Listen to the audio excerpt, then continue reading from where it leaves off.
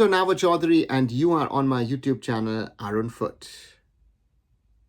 Today I want to talk about Mohammedan Sporting and the violence which happened last Sunday in and around the game against the Kerala Blasters.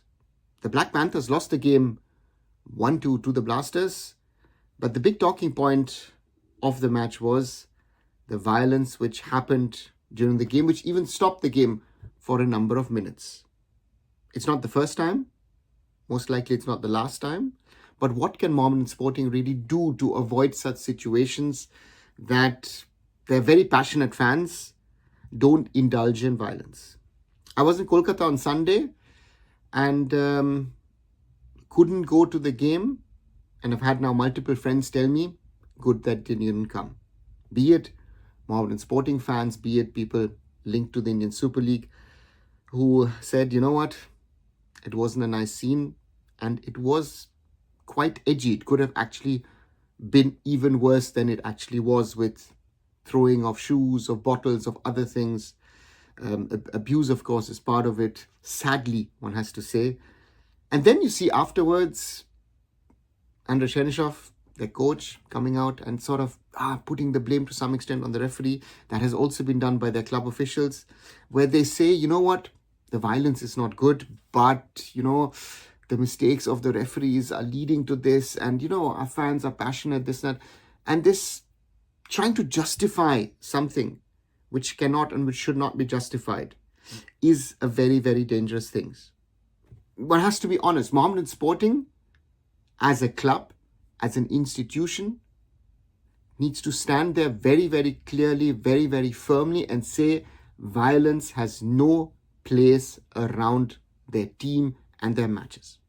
They have to say nothing else. That the referees are making mistakes was happening, is happening, will most probably happen in at least the near future. That's a reality. And if I like it or not, I will have to cope with it sometimes. Sometimes I should speak about it. Sometimes I have to diffuse tensions. Mohammedan Sporting fans aren't being violent for the first time. It's been a problem now for a while. Last season, it happened in the I-League. They even had to play matches, or they decided to play matches without fans for a couple of games. And they're going to get a fine from the AFF and likely also from FSDL. But also what I find very, very dangerous is, again, the club officials trying to push it onto the referees. They also don't seem to understand how the system works, because they've even said, you know, it's FSDL's fault with the referees. FSDL doesn't employ the referees. The referees come from the All India Football Federation. That's normally the rule. The national body provides referees for the leagues.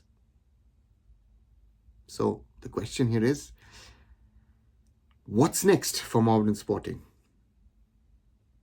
The fans themselves need to think. The big fan groups at Mohammedan Sporting need to think and try and work on this. Passion is wanted. Passion is needed. Support your team. Be positive. Be also maybe even negative once in a while. But don't be throwing things, endangering other lives, endangering the games, that the games might be stopped, might be, you know, against your own team. This is the challenge that Mohammedan Sporting has, and I hope the club, its officials and the fans realize this is not the way to do it. There are other ways to protest, but violence is never a solution. What do you think? Do you agree? Do you disagree with me? Do you have some other points maybe to add? Write them down in the comments below. As always, like, share and subscribe Arunfoot here on YouTube, on my other social medias. Visit arunfoot.com and I'll be back very, very soon. So Arunava Chaudhuri signing off. Bye for now.